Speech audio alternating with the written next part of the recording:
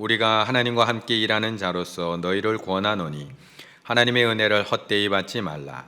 이르시되 내가 은혜를 베풀 때에 너에게 듣고 구원의 날에 너를 도왔다 하셨으니 보라 지금은 은혜 받을 만한 때요 보라 지금은 구원의 날이로다. 우리가 이 직분이 비방을 받지 않게 하려고 무엇에든지 아무에게도 거리끼지 않게 하고 오직 모든 일에 하나님의 일꾼으로 자천하여 많이 견디는 것과 환난과 궁핍과 고난과 매맞음과 갇힘과 난동과 수고로움과 자지 못함과 먹지 못한 가운데서도 깨끗함과 지식과 오래 참음과 자비함과 성령의 감화와 거짓이 없는 사랑과 진리의 말씀과 하나님의 능력으로 의의 무기를 좌우에 가지고 영광과 욕됨으로 그러했으며 악한 이름과 아름다운 이름으로 그러했느니라. 우리는 속이는 자 같으나 참되고 무명한 자 같으나 유명하는 자요 죽은 자 같으나 보라 우리가 살아있고 징계를 받는 자 같으나 죽임을 당하지 아니하고 근심하는 자 같으나 항상 기뻐하고 가난한 자 같으나 많은 사람을 부요하게 하고 아무것도 없는 자 같으나 모든 것을 가진 자로다. 고린도인들이여 너희를 향하여 우리의 입이 열리고 우리의 마음이 넓어졌으니 너희가 우리 안에서 좁아진 것이 아니라 오직 너희 심정에서 좁아진 것이니라. 함께 읽습니다. 내가 자녀에게 말하듯 하노니 보답하는 것으로 너희도 마음을 넓히라. 아멘. 날 향한 하나님의 은혜는 한량이 없는 것 같습니다. 끝이 없는 것 같고요. 시간의 제한이 없는 것 같습니다. 그래서 지금 우리가 누리고 살아가는 모든 것들도 하나님의 은혜이고 지금까지 살아온 모든 것들도 하나님의 은혜라고 우리가 고백할 수 있는 것 같습니다. 그래서 은혜라는 CCM 찬양이 이렇게 가사가 노래하고 있습니다. 내가 누려왔던 모든 것들, 내가 지나왔던 모든 시간, 내가 걸어왔던 모든 순간이 당연한 것이 아니라 다 하나님의 은혜였습니다. 아침 해가 뜨고 그리고 저녁에 노을이 지는 것, 봄에 꽃향기와 가리 열매 맺는 것, 변화되는 계절 모든 순간들이 당연한 것이 아니라 하나님의 은혜였습니다. 모든 것이 은혜, 한없는 하나님의 은혜. 내 삶에 당연한 건 하나도 없었던 것을 모든 것이 하나님의 은혜였습니다. 인사 나누실까요? 모든 것이 하나님의 은혜입니다.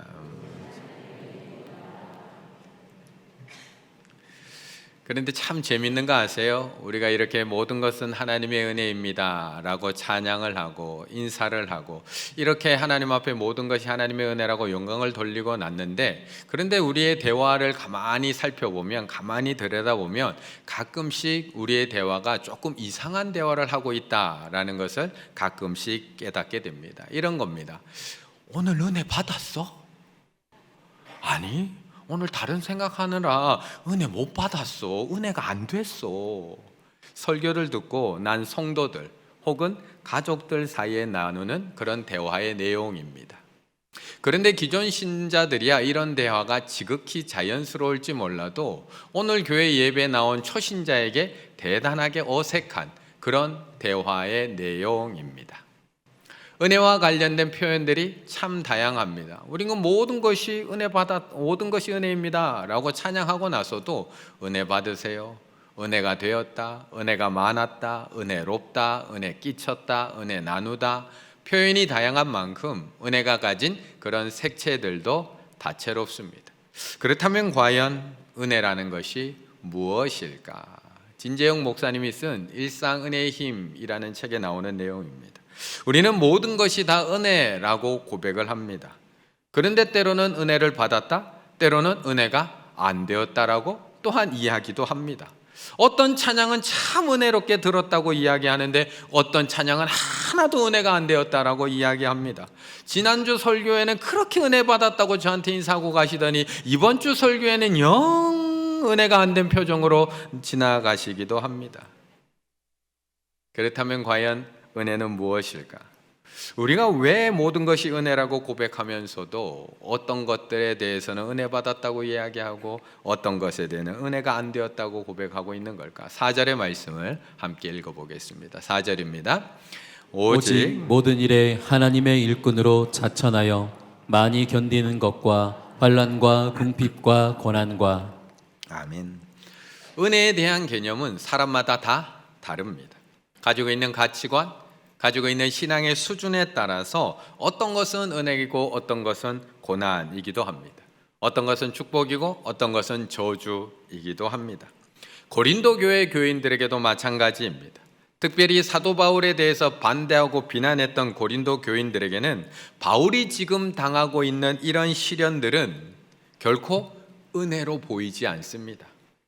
우리가 모든 것이 은혜라고 이야기한다면 오늘 본문 4절, 5절에 나오고 있는 이 모든 것들도 은혜여야 합니다. 오직 모든 일에 하나님의 일꾼으로 자천되어서 많이 견디는 것, 환난, 궁핍, 고난, 매맞는 것, 갇히는 것, 난동, 수고로움, 자지도 못하고 먹지도 못하는 것, 모든 것이 은혜면 이것도 은혜여야 합니다. 그런데 이게 은혜인가요? 바울이 당한 이 고난들 정말 은혜인가요? 하나님의 일꾼이지만 환난, 궁핍, 고난, 매맞음, 갇힘, 난동, 수고로움, 자지도 못하고 먹지도 못하는 것, 고린도 교회뿐만 아니라 우리들 가운데 이것을 은혜라고 이야기할 수 있는 사람 얼마나 될까요? 분명 사도 바울은 은혜에 대해서 이야기하고 편지 썼었거든요. 이렇게 편지 썼습니다. 우리 주 예수 그리스도의 은혜를 너희가 알거니와 부요하신 이로써 너희를 부요하게 하려 함이라. 이건 은혜입니다. 하나님이 능히 모든 은혜를 너희에게 넘치게 하시나니 이는 너희로 모든 일에 항상 모든 것이 넉넉하고 모든 착한 일을 넘치게 하려 함이라. 은혜입니다. 모든 성도들 중에 지극히 작은 자보다 더 작은 나에게 이 은혜를 주신 것은 측량할 수 없는 그리스도의 풍성함을 이방인들에게 전하게 하려 하는 것이라. 은혜입니다. 우리 주 예수 그리스도와 우리를 사랑하시고 영원한 위로 좋은 소망 은혜로 주신 하나님 우리 아버지 은혜입니다. 그런데 지금 사도 바울이 살아가고 있는 지금의 모습을 지켜보면 부요하심, 넉넉하게 하심, 풍성함, 좋은 소망 하나도 보이지 않습니다. 자신들이 생각하는 은혜라고는 찾아볼 수가 없습니다. 환난, 궁핍, 고난, 매맞음, 갇힘, 난동, 수고로움, 자지 못함, 먹지 못함. 누가 이런 은혜를 원할까요? 누가 이걸 보고 모든 게 은혜라고 고백할 수 있을까요? 누가 이런 모습을 은혜 받으셨네요 라고 이야기할 수 있을까?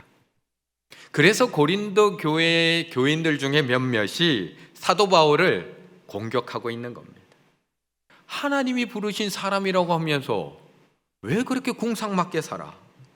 사람이 하나님께서 세운 사람이라면 어떻게 그렇게 환난당할 수 있는 거야? 하나님의 사도라며 하나님이 세우신 사도라면 어떻게 어디 가든지 그렇게 매를 맞고 갇히고 자지도 못하고 먹지도 못하는 일을 당하냐고. 하나님이 세우셨다며. 아니야. 하나님이 세운 사람 아니야. 바울은 하나님의 일꾼, 하나님의 부른 일꾼 아니라는 겁니다. 어떻게 하나님께서 자신이 불러서 세운 일꾼을 저렇게 내버려 두실 수 있느냐? 거짓말하는 거라는 겁니다. 그래서 8절 우리는 속이는 자 같으나, 고린도 교인들이 자꾸 거짓말한다고 이야기하거든요, 사도 바울에게. 그래서 우리는 속이는 자 같으나 아니라는 겁니다. 그는 우리를 속이는 자다 이야기하고 있습니다. 그런데 어디서 많이 듣던 이야기 아니세요? 참 많이 듣던 이야기 아니세요? 딱 우리들 보고 이야기하고 있는 것 같지 않으세요? 예수 믿는데 왜 그렇게 살아? 하나님의 자녀라면서 왜 그렇게 살아? 하나님의 은혜로고 산다고 하면서 왜 그렇게 힘들게 살아? 하나님의 은혜가 충만하다고 하면서 애들은 왜 그렇게 안 풀리는 거야? 신앙생활 그렇게 열심히 하더니 병이나 걸리고, 교회 그렇게 열심히 다니고 하더니 왜 그렇게 힘든 일만 있는 거야? 우리도 똑같이 듣고 있는 질문 아닌가요? 고린도 교회의 몇몇 교인들은 사도 바울의 이런 고난당하는 모습을 보면서 어떻게 하나님의 일꾼이 가는 곳마다 저렇게 환난당하고 가는 곳마다 궁핍하고 고난당하는지, 저 사람이 하나님이 선택한 사람이 아니든지 저 사람이 전하는 복음이 거짓말이든지 은혜가 거짓이든지 교회 다니면 복 받아야지. 우리 성도님들은 뭐라고 대답하시겠습니까? 바울을 믿지 못하고 손가락질하고 있는 이 고린도 교인들을 향해서 도대체 우리는 뭐라고 대답할 수 있을까요? 13절의 말씀을 함께 읽습니다. 13절입니다. 내가 자녀에게 말하듯 하노니 보답하는 것으로 너희도 마음을 넓히라. 아멘. 사실 우리는 그런 질문들 앞에 대단히 주눅들고 위축됩니다. 그래, 어떡하지? 대답을 잘 못할 때가 많습니다. 그런데 오늘 사도 바울은 그런 고린도 교인들의 질문 앞에 주눅들지 않습니다. 위축되거나 작아지지 않습니다. 그리고 도리어 당당하게 이야기합니다. 내가 자녀들에게 말하듯 하노니, 내가 너희의 영적 아버지 아니냐? 너희의 자녀에게 말하듯 하노니 보답하는 것으로 너희도 마음을 넓히라. 너희도 마음을 넓히라고 이야기합니다. 은혜에 대한 너희의 마음을 넓히라. 이건 하나님의 은혜고 이건 고난이라고 규정해 놓은 너희 마음을 넓히라는 겁니다. 잘 살아야지만 축복이고 못 살면 저주라고 규정해 놓은 너희가 가지고 있는 그 은혜에 대한 개념을 넓히라는 겁니다. 편안하게 살면 은혜이고 고생하면 고난이라고 정해 놓은 너희의 그 마음, 좁아진 마음, 이분법적으로 나누어진 마음을 넓히라는 겁니다. 만약 정말 바울을 공격하고 있는 이 고린도 교인들의 기준처럼 잘 살면 은혜이고 고난당하면 심판이라면, 평안은 축복이고 환난은 저주라면, 부자는 축복이고 가난은 시련이라면, 높아지는 것은 형통이고 낮아짐은 심판이라면, 그렇다면 예수님은 어떻게 사신 걸까요? 예수님은 이 땅에 오셔서 은혜 가운데 사셨을까요? 저주 가운데 사셨을까요? 예수님의 제자들은 그러면 이 땅에서 어떻게 살았던 걸까요? 은혜 가운데 살았던 걸까요? 심판 가운데 살았던 걸까요? 그래서 바울은 이 은혜에 대해서 너무 좁은 이해를 가지고 있는 이 고린도 교인들에게 간곡하게 부탁하고 있는 겁니다. 내가 너희를 향해서 마음을 넓게 가지고 이렇게 복음을 포기하지 않고 전하는 것처럼 너희도 좀 마음을 넓게 가지라는 겁니다. 은혜라는 것이 4절과 5절에서 말씀하고 있는 여러 가지 시련을 안 당하는 게 은혜가 아니라는 겁니다. 그래서 이렇게 이야기합니다. 5절, 매맞음, 갇힘, 난동, 수고로움, 자지 못함, 먹지 못함, 그걸 해결해 주는 것이 은혜가 아니라 그것 가운데서도, 그것 가운데 있을지라도 깨끗함, 지식, 오래 참음, 자비함, 성령의 감화, 거짓 없는 사랑, 진리의 말씀, 하나님의 능력, 의의 무기를 너희 손에 쥐어줘서 그 시련을 이기게 하시는 것이 은혜라는 것입니다. 비록 나는 지금 수많은 환난과 고난, 매맞음, 갇힘, 자지도 못하고 먹지도 못하고 그 가운데 있지만 그 가운데에서도 나를 그냥 내버려 두시는 것이 아니라 깨끗함과 말씀의 지식으로, 오래 참음과 하나님의 자비로, 성령의 감화로, 거짓 없는 하나님의 사랑으로, 진리의 말씀으로, 하나님의 능력으로, 의의 무기를 양손에 가지고 그것을 이겨내는 것, 견뎌낼 수 있게 해주시는 것, 승리케 하시는 것, 그 하나님의 도우심이 은혜라고 말씀하고 있는 것입니다. 우리는 고난을 당하지 않고 풍요하게 사는 것이 은혜라고 이야기하지만 바울은 그 고난을 이겨낼 힘과 도움을 날마다 공급받는 것이 은혜라고 이야기하고 있는 겁니다.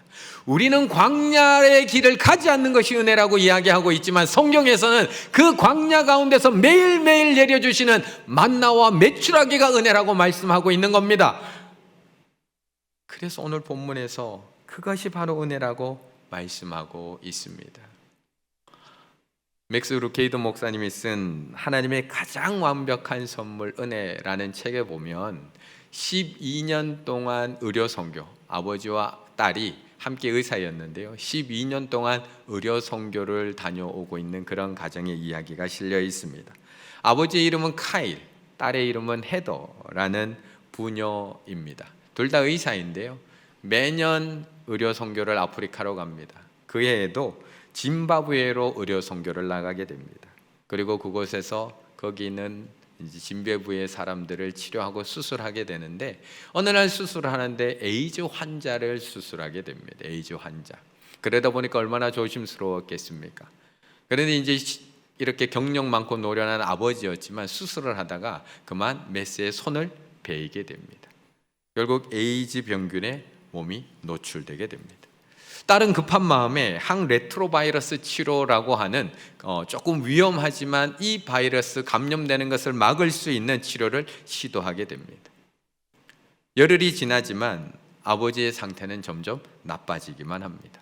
계속되는 구토와 열과 체력 저하로 더 이상 아버지가 그곳에 머물 수 없는 몸 상태가 되게 됩니다. 결국 그 힘든 몸이지만 어쩔 수 없이 미국으로 가기로 결정을 하고 40시간 비행기를 타고 가야 되는 그 여정에 몸을 싣게 됩니다. 40도가 넘는 고열 상태에서 대서양을 횡단하는 40시간의 비행기를 타야 했는데, 아버지는 타자마자 오한과 숨을 호흡이 제대로 이루어지지 않습니다. 그래서 더 이상 의자에 앉아 있지도 못하고 바닥에 눕혀놓게 됩니다.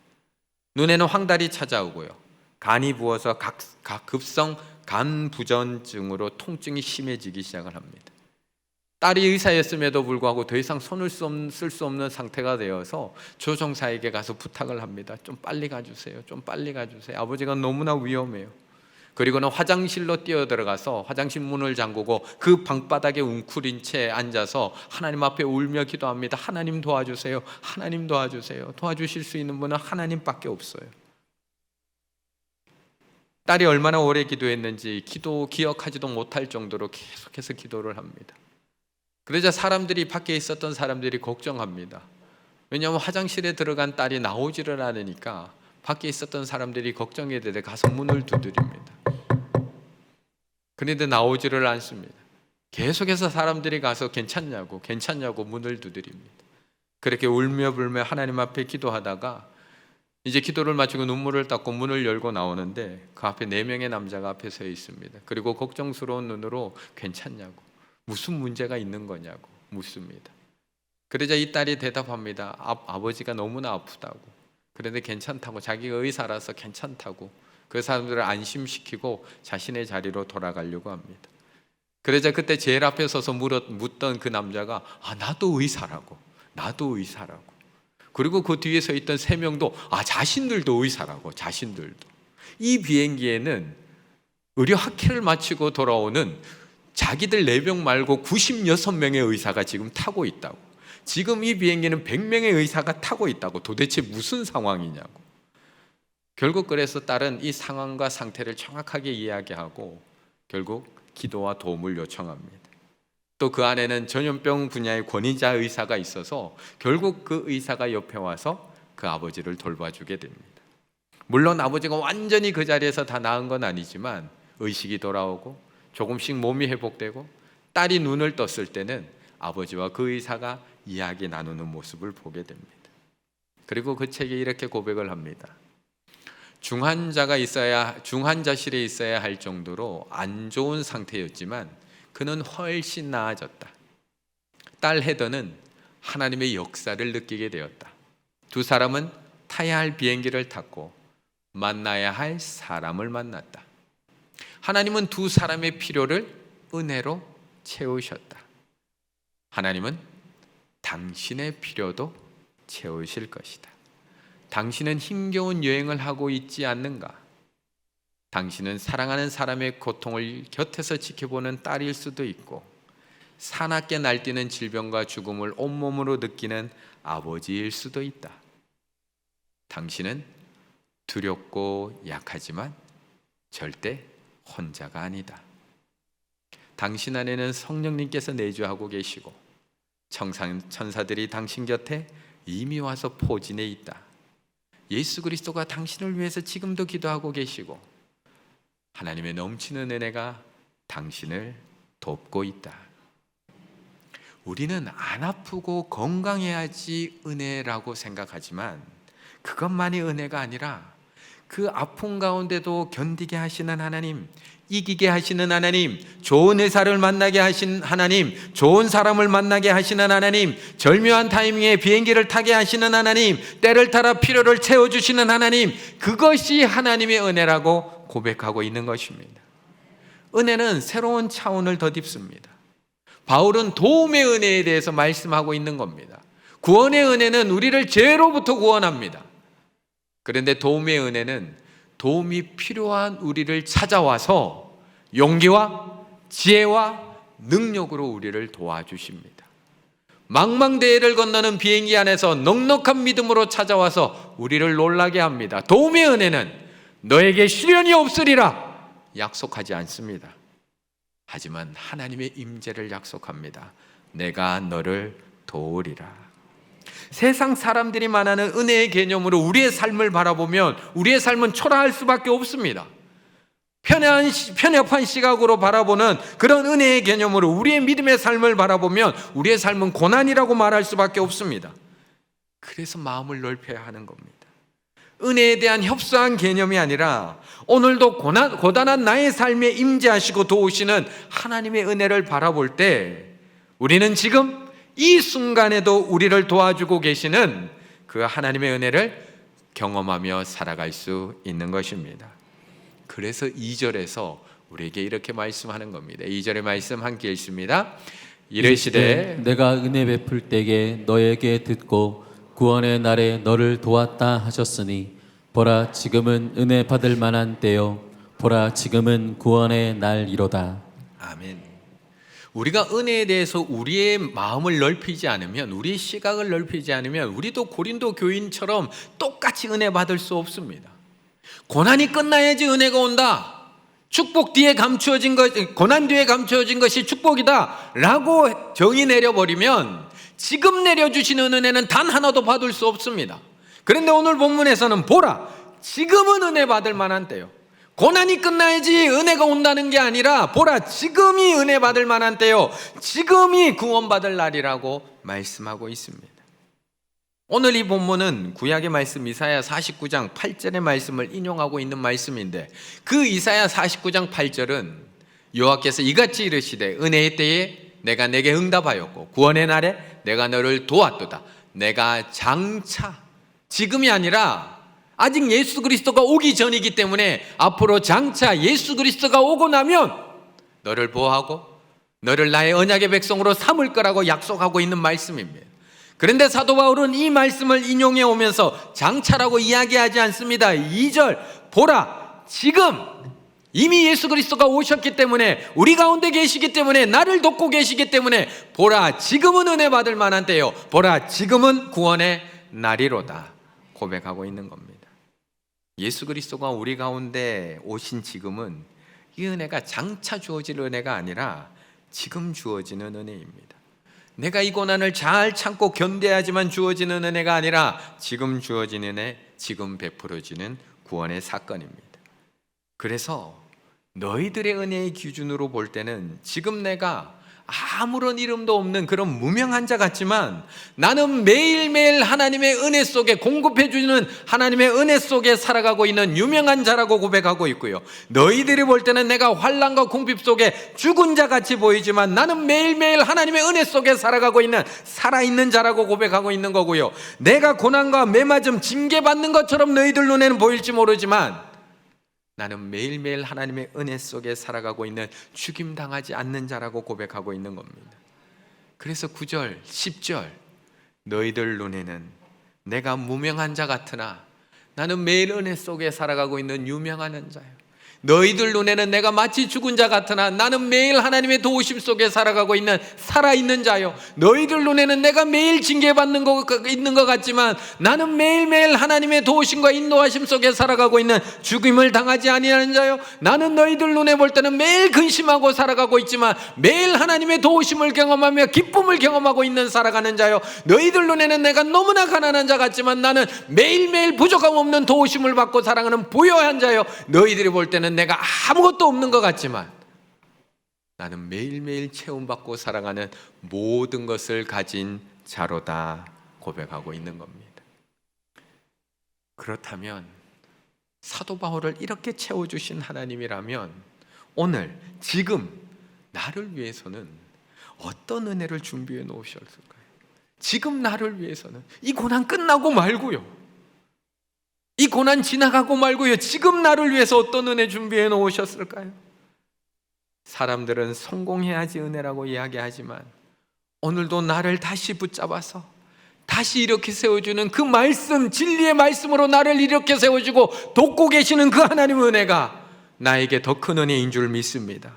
사람들은 조건들을 물리쳐 주시는 것이 은혜라고 이야기하지만 조건들은 그대로 있지만 오늘도 나를 둘러싸고 있는 천군 천사를 보내주신 것이 더 큰 은혜인 줄 믿습니다.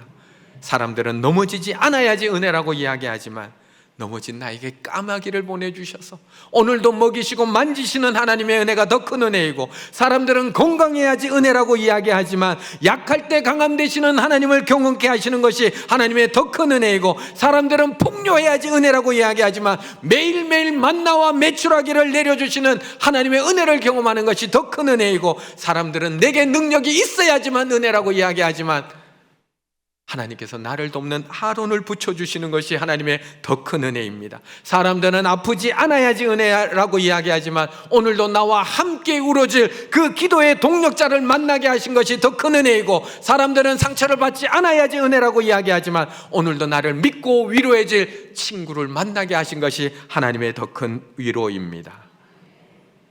사람들은 다 내 계획대로만 되어야지 하나님의 은혜라고 이야기합니다.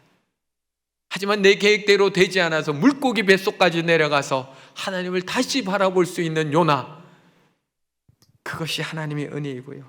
사람들은 농사가 잘 되고 풍년이 돼야지 은혜라고 이야기하지만 기근이 찾아와서 약속의 땅으로 다시 돌아갈 수밖에 없었던 룻에게는 그것이 하나님의 더 큰 은혜였습니다. 사람들은 아침 일찍부터 일자리 찾아서 우리 자식이 일찍부터 취업해서 자기 자리 찾아가는 것이 은혜라고 이야기하지만 때로는 오후 5시까지 있다가 마지막까지 있다가 하나님께 부름받아서 일자리 찾아가서 하나님, 이것이 하나님의 은혜구나 고백할 수 있는 것이 하나님께서 주시는 더 큰 은혜일 수도 있다는 것입니다. 이처럼 우리는 지금 주시는 하나님의 은혜를 받을 수 있을 때, 앞으로 장차 주실 은혜가 아니라 지금까지 지내온 것 하나님의 은혜입니다, 장차 하나님께서 나에게 은혜 줄 것을 믿습니다가 아니라 지금 주시는 은혜, 지금 내려주시는 은혜, 그 은혜를 받아 누릴 줄 알 때 우리는 진심으로 하나님 앞에 찬양할 수 있는 겁니다. 진심으로 하나님 앞에 고백할 수 있는 겁니다. 모든 것이 은혜, 은혜, 은혜. 지금 주시는 은혜를 못 누리는데 어떻게 모든 것이 은혜인가요? 지금 내가 고난 가운데 있고 지금 내가 시련 가운데 있는데 어떻게 모든 것이 은혜라고 고백하실 수 있나요? 지금 주시는 은혜가 있다는 거예요. 지금 주시는 하나님의 놀라운 축복이 있다는 거예요. 그것을 우리가 깨달아 알고 발견하기 시작할 때 모든 것이 은혜, 은혜, 은혜, 한없는 하나님의 은혜. 내 삶에 당연한 것 하나도 없습니다. 하나님, 모든 것이 하나님의 은혜입니다. 세상에서 정해놓은 그 좁은 은혜의 눈이 아닌 조금만 마음을 넓혀서 도우시는 하나님, 만나게 하시는 하나님, 필요를 따라 때를 따라 채우시는 하나님을 보며 모든 것이 하나님의 은혜임을 고백하시기를 바라겠습니다. 이 고난을 견딜 수 있도록 오늘도 진리의 말씀을 허락해 주시는 하나님의 은혜, 함께 고난을 이겨낼 수 있는 가족을 주신 하나님의 은혜, 서로 위로하고 격려할 수 있는 믿음의 교우들을 주신 하나님의 은혜, 우리 충일교회를 주신 하나님의 은혜, 하나님, 이것이 은혜입니다. 오늘도 지금도 나를 놀라운 방법으로 돕고 계시는 그 하나님의 은혜를 날마다 고백하며 살아가실 수 있는 우리 충일의 가족들 다 되시기를 간절히 바라겠습니다.